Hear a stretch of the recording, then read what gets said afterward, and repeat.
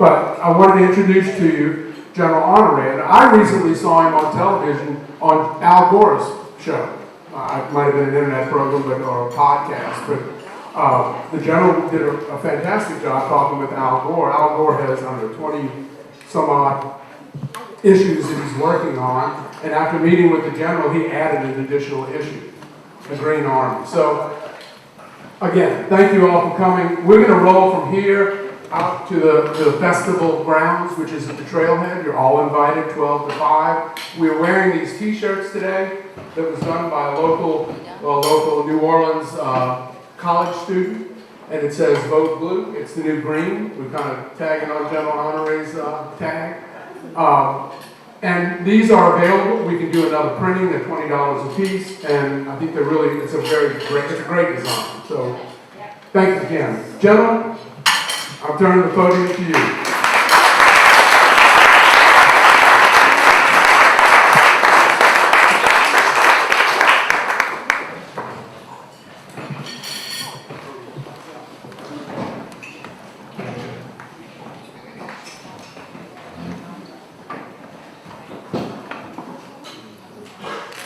This is an awesome podium. First one I've almost asked for a step to get up to. Because it's so awesome, if you don't mind, I'll move around a little bit because I learned in the infantry, a moving target is hard to hit. It's great to be here today in the shadows of this special place that God made, Abita Springs. Just by its motto and the fact that it's the home of a great artesian well system, has made it a destination. From the days of our ancestors, the Choctaw Indians who roamed this place, and then the settlers that came and embraced this place as it is. And even today, this great place is just an improvement on the paved roads that Huey Long put in. And I think it's that way for a reason. Is that if people wanted full-lane highways running through here, that would have been done already. Because there was something special to protect here in this parish. And it's not just here in the shadows of Abita. It goes over to a place called Covington. On the way here this morning, for some reason, my GM vehicle GPS told me to turn off in Covington. Now, I don't know what the Covington Chamber of Commerce paid Cadillac to put that in that damn car, but I took a tour through the city of Covington on the way here this morning. So something obviously was not right. But I enjoyed that visit, and again, it reflects on one of the purposes of my visit here recently. It's talk about how you preserve this great gift that God gave this part of the United States. Coming here today, I said, well, I thought I would share with you a story from my life.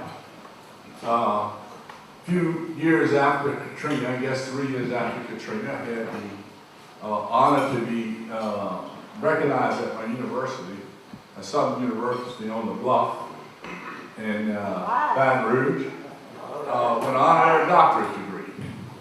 And I gone there to receive it. And after we received it, my wife and I, we went riding out in the country from a place in my birth, Point Capee Parish, just north of Baton Rouge, up the river, Mississippi River, great bend in the river off the Oxbow to Falls River, so I'm born and raised. And while we were riding out there, we stopped in a gas station near New Roads, where I went to high school, and we pulled into the gas station. And I was pumping gas, and this old boy I went to high school with, he came out, and he said, how you doing? And he told me, proud of you, great job you did during Katrina. I said, okay, well, thank you, Leroy. And he said, is that your wife in the car? I said, yes. So he went up, and he was talking to her, and sitting in our brand new SUV I bought for her.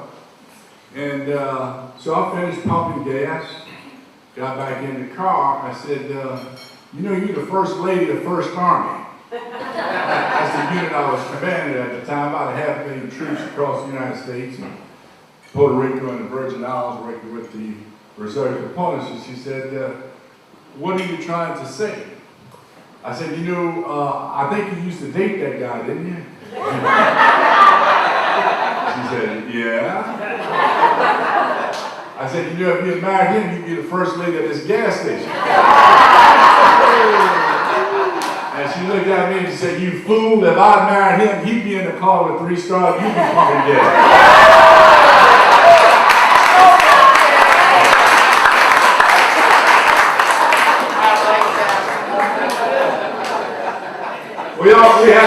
We're still a democracy in progress, aren't we?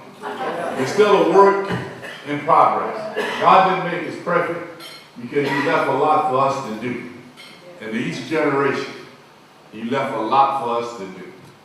We're not perfect democracy. No, He left a lot for us to do. And reading the statistics on the parish, and specifically in Abita Springs, I saw where men make $10,000 more a year than women. Is that right? I don't mean to bring that up, but we got 51% of the people here probably would have a say in that. I don't mean to stir nothing up here this morning. Or on your way on your conversation on the way back home of equity and inclusion. But I think the things that to improve this work in progress, this democracy as we know it in America today, 238 years strong, build on the sacrifice of our first Americans under the leadership of General George Washington and his ragtag army. I think they set an example for us in sacrifice. The purpose of this is to send people to a leadership improvement seminar, if I understood it right. I do think leadership is the key ingredients that will cause us to make this a more perfect place, not only in Louisiana, but in our nation and in the world. Because we all grew up with a definition of leadership. I know Senator Bell and I, we learned it in the Army, and basically had a definition that said leadership is the art and science of influencing others to accomplish a mission or a task. I think in the new normal, which I've written about and I have a book on, in the new normal, the definition I try to give people is leadership is the art and science of influencing others to willingly follow you to accomplish a task or mission. Because the people have to be engaged, people have to be involved in this thing called leadership and this thing called improving our communities of this working process, progress that we are continuing to evolve to call a great democracy. So ladies and gentlemen, I'd like to start off with a few points on leadership. Again, they couldn't be better portrayed in terms of leadership and sacrifice. I do believe if you're going to lead, you got to sacrifice. And if you're in a leadership position, you're not sacrificing everything, you're not leading, you might be managing. If you're not on the edge, and if you're not making people a little uncomfortable, you're not leading. That's right. Because the ultimate responsibility of leadership not only to get people to do what they want to do, but the hardest part is to get people to do what they don't want to do. How do we get people to do what they don't want to do? Get people to do what they want to do is easy. Oh, we're going to take a break. Everybody in. I'm in. Well, we're going to have a wellness plan in the organization. Give all of you a little thing. We're going to count how many steps you make a day. And then we're going to see how much you weigh. We're going to do a wellness check because we want you to live healthier longer. How do you think that go over? Oh, you trampling on my individual rights. But what happens if we don't take care of our health? Not only a burden on your family, you can be a burden on yourself, your family, and your community. So leadership is the art and science of getting people to do what they don't want to do. And ladies and gentlemen, when you're leading, it takes sacrifice. When you're leading, you're going to get a couple of Purple Hearts. Dozens of them. Sometimes daily. You're going to take shots. You're going to take some hits. But to lead and accomplish something requires sacrifice. Our first leader, General Washington, in the ragtag army, took on the most powerful army in the world, the British Army. The British formation generals, when they saw Washington and his troops come on the battlefield, they would laugh. And they would take bets on how long the battle would last. They weren't well trained. They weren't well equipped. Most of them couldn't read.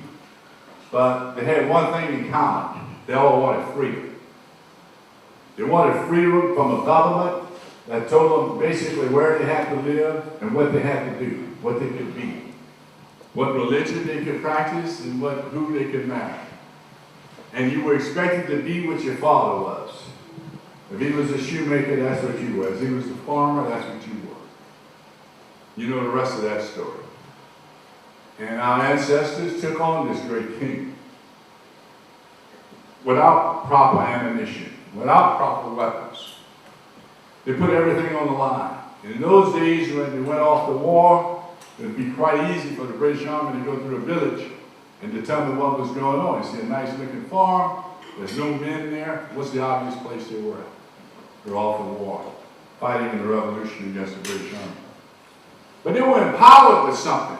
Empowered with one of the most powerful documents ever written, the Declaration of Independence.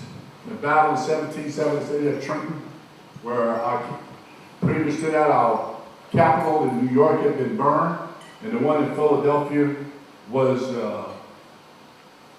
threatened. General Washington on Christmas crossed the Delaware River in boats that they didn't own. They practiced the old Army supply system called tops. Anybody know what tops is? Take other people's stuff. I know when I'm talking to the troop that is something else, you know what I'm saying. So they borrowed these boats, left a little note and said, we're going to save the country tonight. You've seen that picture. Washington is on the front of the boat, men in the back, and they cross the river in the middle of the night at Christmas. Now they don't have proper ammunition. They don't have shoes, some of them. They made great sacrifice. But they were united under one thing. And that's the words of the Declaration of Independence, that they all were promised freedom. They were also inspired by the words of the great author and laureate Thomas Paine, who said, now is the time that try men sow, where the Sunday soldier and the sunshine patriot will fade in the face of battle. He went on to say that freedom is not free.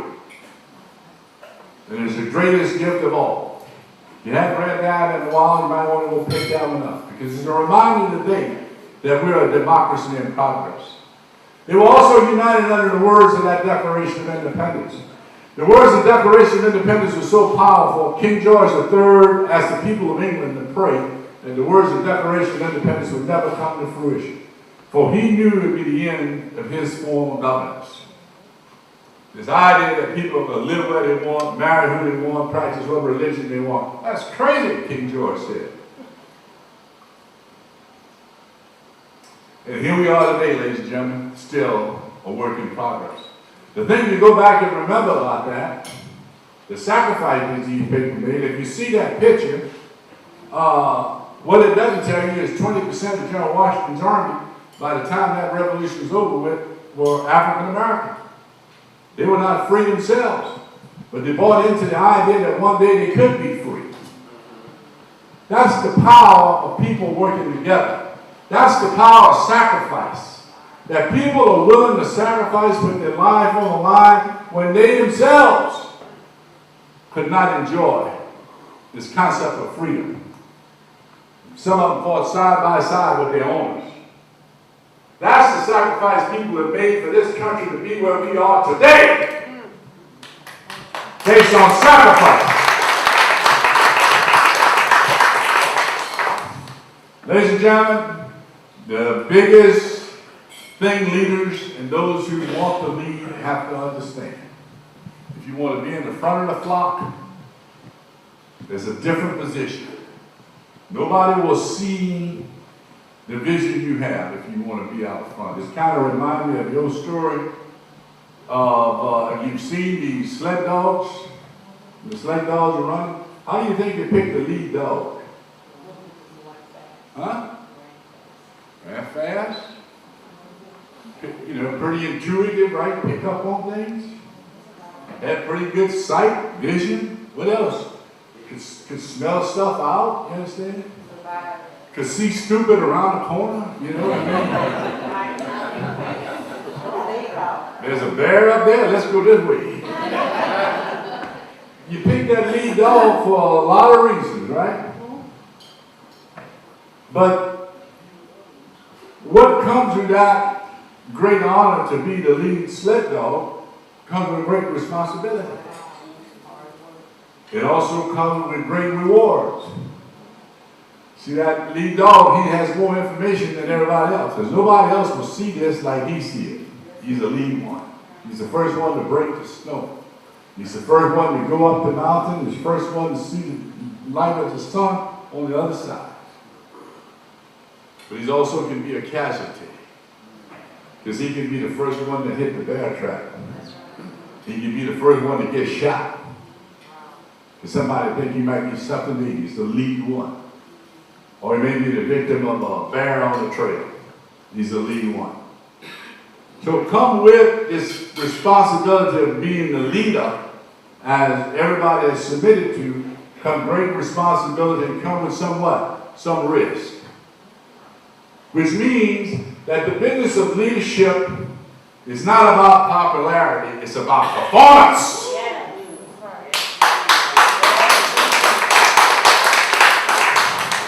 A lot of people get to be leaders because they're perceived to be popular, but they don't get nothing done. We live in a state that is the third largest energy producer in the United States of America. We're a work in progress. Tell me why we're the second poorest state. And this has been going on for not one administration. This has been going on for decades. We got thousands of miles of pipeline. Not a kid in Louisiana get anything off those pipelines. They're dug in the marsh. They're dug all throughout our parishes. Over 50,000 miles, most of them over 30 years old. Not a kid in Louisiana in school get anything on what's coming through this pipeline. We have billions and billions of gallons of oil come through Louisiana every year.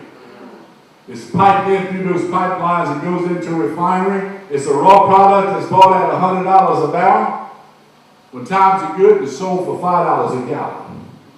I'm going to say it one more time. It's bought for $100 a barrel and it's sold for $4.50, $5 a gallon. $3.95 for regular. What do kids in Louisiana get off that? Do we have the best roads? No. Do we have the best schools? No. Do we have the best medical care? No. So ladies and gentlemen, this problem didn't start in the last 5 years. It didn't start in the last 10 years. We're a democracy. We're a work in progress. It started decades ago when people decided that it was more important to take care of themselves and their friends than to take care of the people. Wow. Every kid in Louisiana should have an iPad. Should have 2 teachers in every classroom. Should have the best infrastructure in the world. We got 4.6 million people in Louisiana. We're the third largest energy producer. Yet we're the second poorest state. Even dirt, rock, poor Arkansas got better schools than us. Wow. How can that be?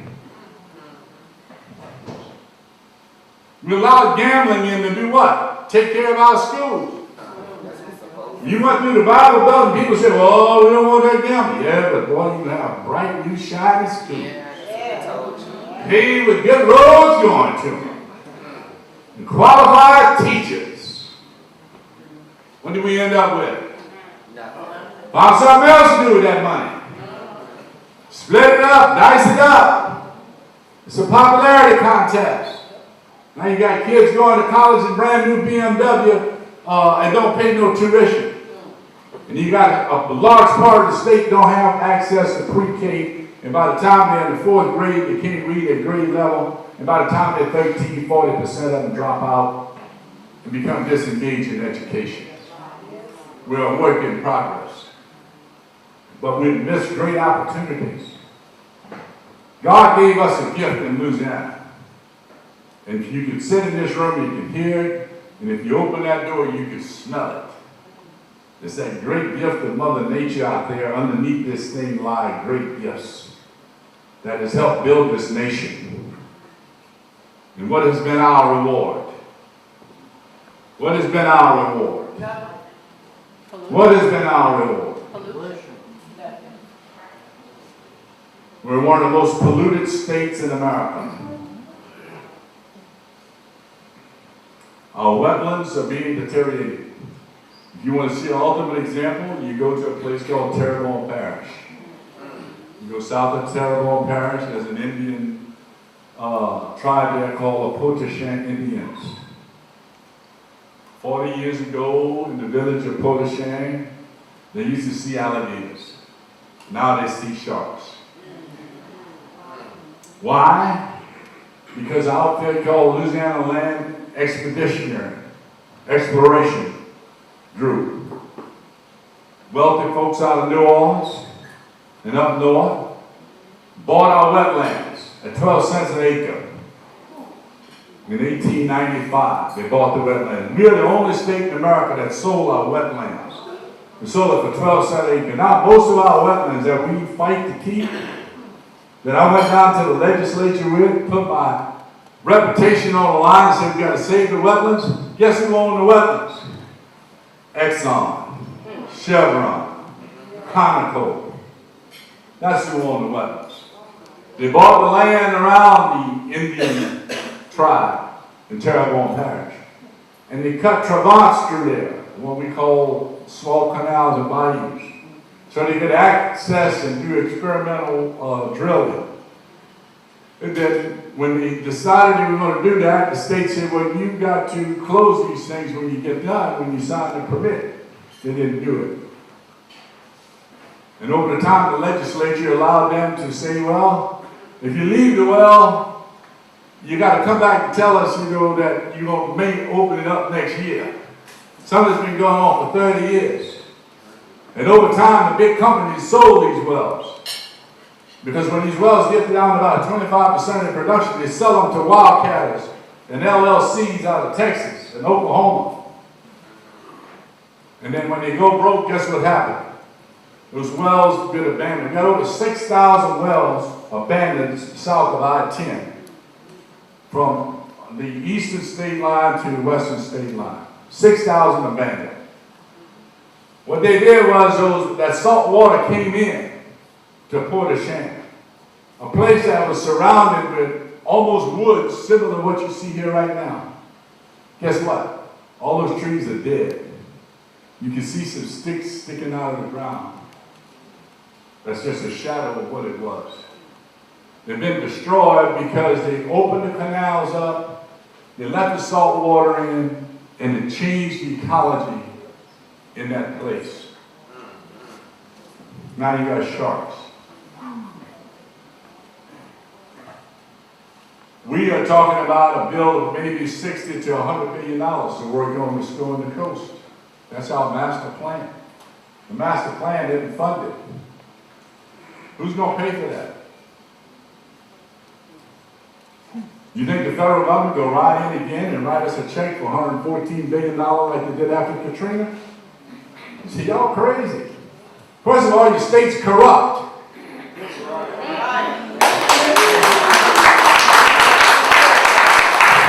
I'm telling you, I stood on the USS Iwo Jima with the leaders of the Senate and the House. Names you'll recognize if I call them. And they said, this is going to take a lot of money. And I was able to stand in that circle. And they looked at one another and said, we got to do it. And over half of them, their one question was, who's going to deal with the corruption down here? Wow. Come on. That's our reputation of being corrupt. But when you're the third largest energy producer, why the federal money got to give us more money per state than any other state in America? Wow. Tell me that. Corrupt. Why is that? Corrupt. We're corrupt.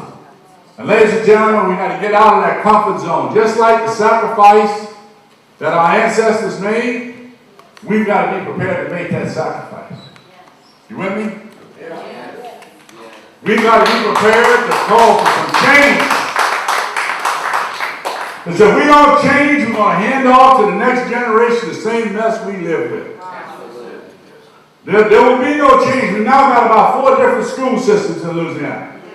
I know that's what I count Baton Rouge.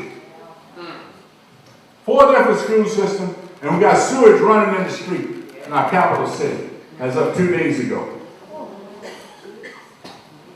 Open sewage running in the street.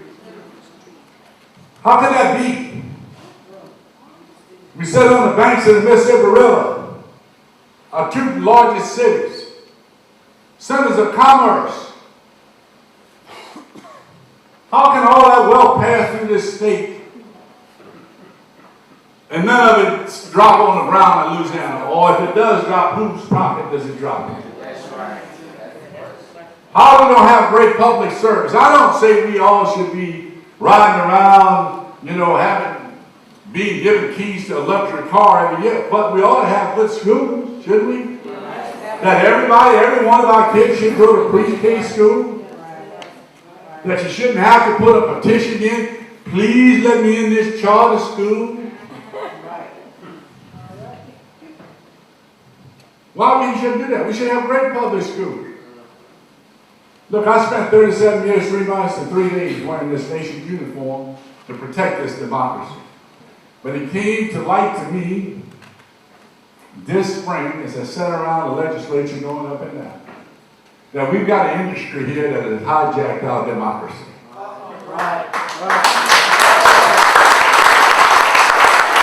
I saw them take notes to the leader of the Senate. I saw them call senators to the side just about chew them out. Imagine this. A lobbyist put his finger in one of your legislators' face telling him he didn't present the words right in a committee meeting. How could that happen? It's happening right here and clear in the front of our face. And you can watch every one of those things on television. You can see what your legislators are saying. You can sit home, get on your computer, and watch these sessions. See it right in the front of your face. I remember being in one committee when we had a proposal for a piece of legislation that would say, we want 21st century air monitoring in Louisiana. So I've sat there with a few of our Green Army friends, and the chairman of that committee is from Terrebonne Parish. The week before that argument, Terrebonne Parish, Houma, Louisiana, was the home of a new Superfund site. You know why we create Superfund site? These are man-made disasters because we put so much pollution in there that it's got to be remediated by the federal government. That's his district. 2 weeks before that argument with him, citizens of Houma said, hey, we don't want an injection well inside the city limits. They went to the Supreme Court. The Supreme Court had issued 2 weeks before this argument that the company Vanguard that wanted to take an old abandoned oil well, which now was a mile from the school, and bring fracking juice, if I may use that word, from Alabama and Pennsylvania, bring it in by barge and put it in the ground, an abandoned well with pipes that are now 50 years old. The state of Louisiana said that's okay.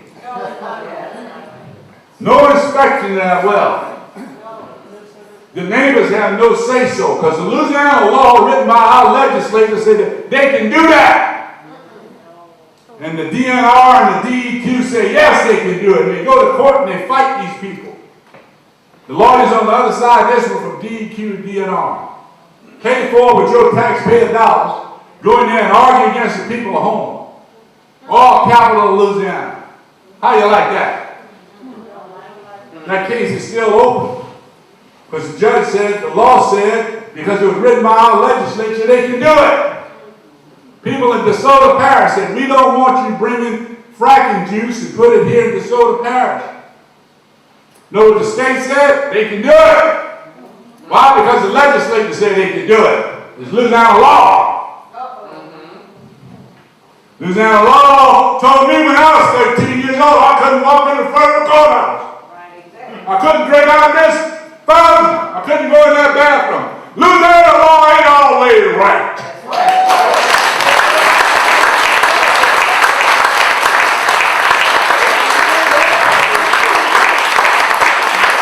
It ain't always right. It ain't always fair. Yes. That's right. And the deals that get cut at cocktail parties and dinners in Baton Rouge are shame. Yes. And that's why we still got this reputation of corruption. That's right. God gave us this gift of natural resources. What we're going to do with it? Whose hands is it going to be left in? Exxon pays less than 50 cents an acre for owning that wetlands. You know that? Exxon made $44 billion worth of profit last year. They paid 50 cents an acre property tax. How many of you pay 50 cents an acre property tax? Who do you think wrote that law? A lobbyist gave it to one of his friends in the legislature. On Sunday they go to the Saints football game together. Hello. And all of a sudden that become what? Law. 50 cents an acre. I know one man on 500,000 ton timber throughout central Louisiana, big company. If you don't take trees off that timber stand that year, you don't have to pay taxes on it. How could that be? How could that be? How can we have this great expanse of the wetlands, Exxon and Conoco and Chevron, they lease out their wetlands so companies can run pipelines through it. The companies that get the pipeline, they rent it from Chevron and Exxon, they lease it to a hunting company, hunting club. The hunting club go put a sign on it. And now the hunting club, they treat it like what? It's their land. You can't go in there. So now they got their private earning. And we're asking you to sacrifice your tax dollars to fix the wetlands.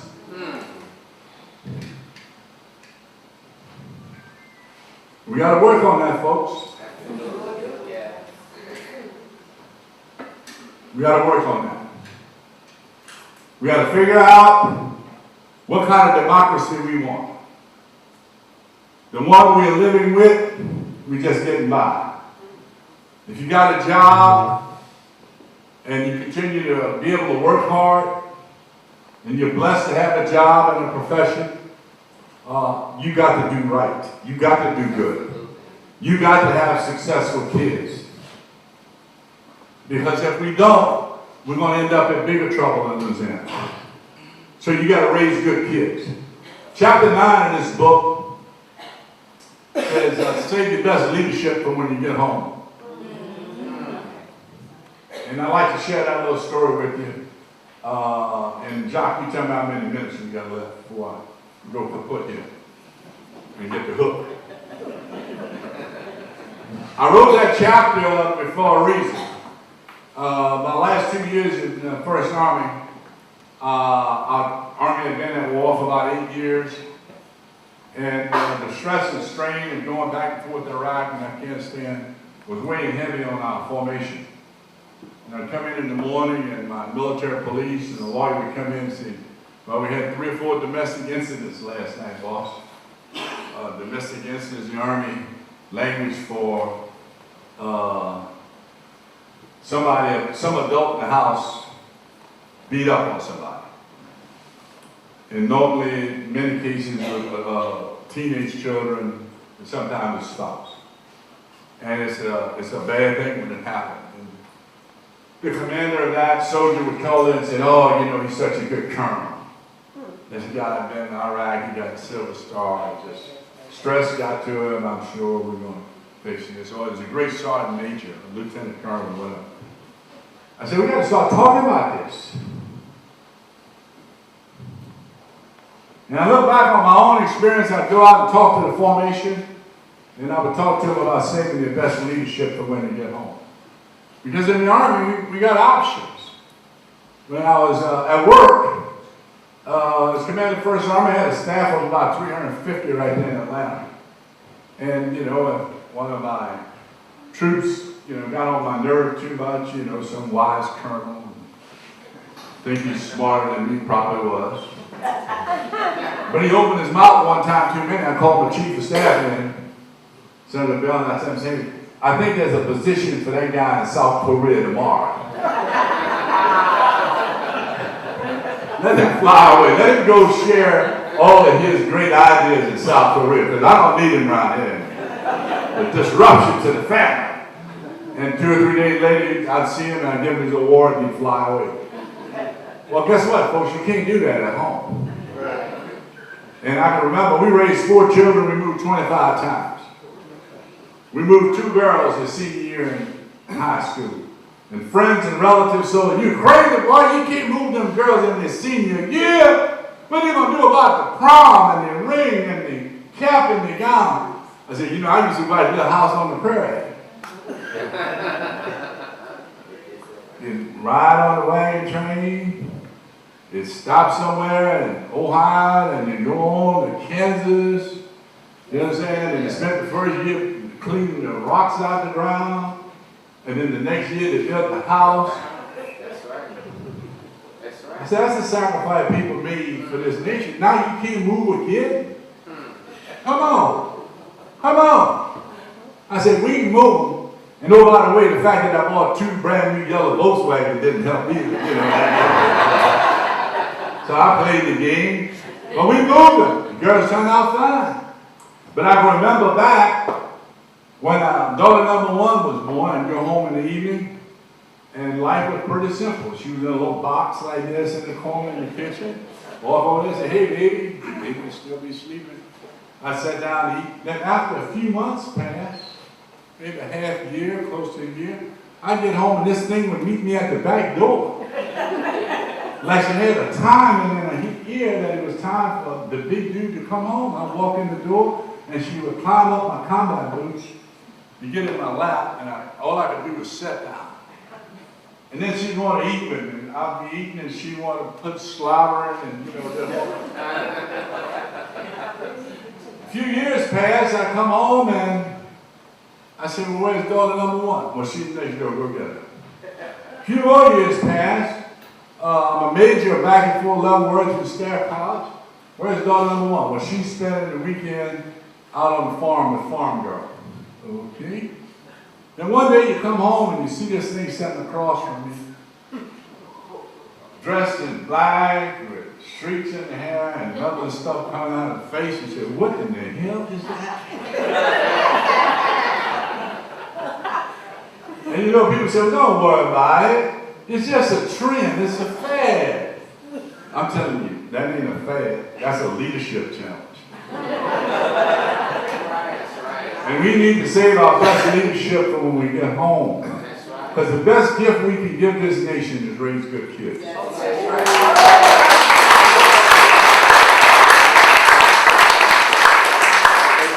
best gift we can give this nation. And in the spare time we got, how do we give back? We got a large population of kids in Louisiana that's not reading. The Children's Defense Fund show that if kids are not reading at 4th grade level, 10-year-old, there are cities in America that count how many prisons they need in 20 years. Because it's a direct relationship, 4th grade, 10-year-old reading level, and the number of prisons you're going to need in 20 years. Direct relationship. Ladies and gentlemen, we can do that. Why don't we just go after that problem? The teachers in the room, where are the teachers? They can huddle right over here and give you the solution. We don't need a big legislative committee and no team out of Washington to fly in here in a jet or hire consultants. Just ask the teachers. That's right. Yeah, we go through all this rigmarole. And we still ain't solved the problem. We've got to invest in these kids. And those of you that have time on your head, you got to volunteer. Those of you that's only thing you do between breakfast and lunch is figure out where you're going to lunch, we need you back out here doing something.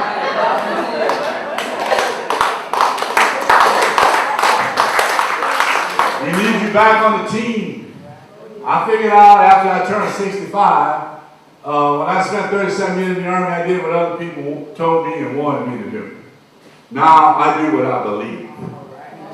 And I feel a lot better in the morning because there are people that want me to do something. The problem is there's too many people who want me to do something.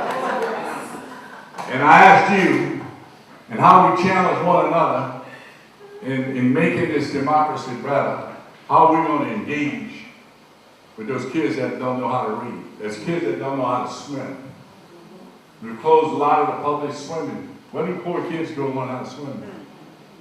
We had a situation up at Shreveport a few years back, family of 15, 5 of them drowned one Sunday afternoon. One kid went in, 4 went after him. Nobody could swim. What a poor kids in Shreveport learn how to swim. And you know, college students have to say, well, how can I help, General? Go teach a kid how to read. Go teach a kid how to swim. Well, how do I find them? Just, you don't have to walk on the street. Now read. That's your project. You know how to swim? No. Okay, meet me at this place tomorrow. I'll teach you how to swim. It's just that simple. 2 quick examples how we can make a difference. I appreciate you listening to me this morning. As I walk off, I want to share 3 things with you on leadership. Number 1, my public school teacher told me as I was going off to college, she said, Russ, you know, you're not the sharpest knife in the basket. But I'm going to give you 3 things that might help you survive as a leader.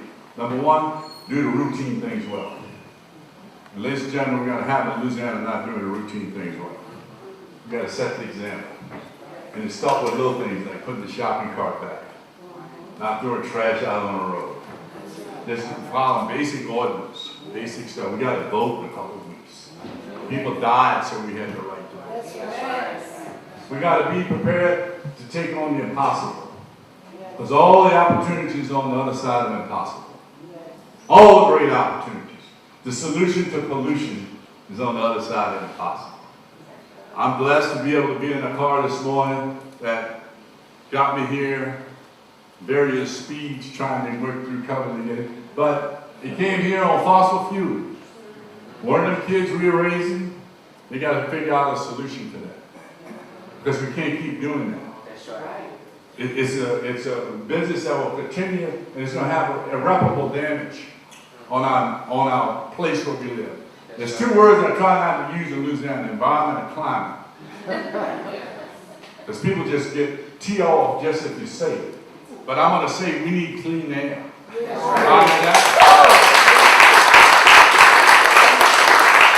Every now and then one of these climate gurus call me from New York, and they want to talk to the general about climate. I said, you know, I'll talk to you about climate when we stand in awe.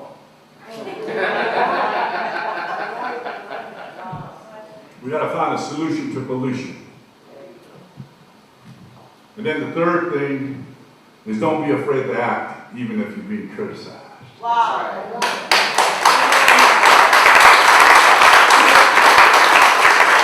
Because leadership is not about popularity, it's about performance. Yes. Ladies and gentlemen, I hope you enjoyed your breakfast. The biscuits were great. How about a hot round for the chef, huh? And I think we might have time left on my clock for a couple questions. Do we, Richard? Any questions?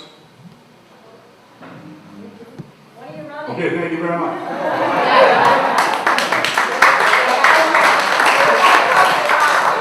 We're going to see your name on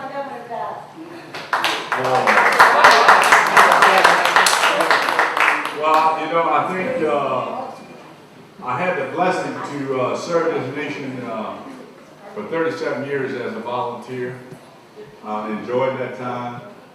And when I got out in the Army, raising 4 good kids, and wife and I were going to figure out what we were going to do in the second half. I looked at my banking account, I had about $30,000 in it. And I said, so every now and then people ask me about public service. And I did my part once. And I keep asking, and I asked many times, of people in the legislature, why don't you do the right thing for the people? Why don't we do the right thing for the people? Amen. Not for some lobbyists. Do it for the people. That's right. Do it for the people that you represent. Yes. Why are you voting against something that your people, your constituents want? Why are you doing that? You think you got a clear vision? I hope you enjoy those Saints tickets. And those tickets that LSU gave you. Because that's what it's costing the people in here. Because our democracy has been hijacked. I'm not answering your question. But there are a lot of people working in that space. And sometime when I'm off at a convention, people ask me about why I'm not running for president. Now, I can easily tell them I'm not qualified for that position. That I never smoked dope, never hung out with an intern, and never had a DUI.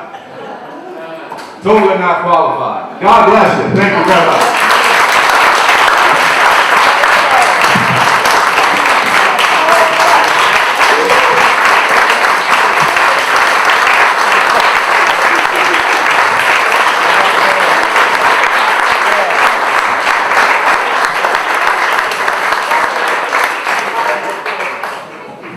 That was fantastic. We couldn't have a better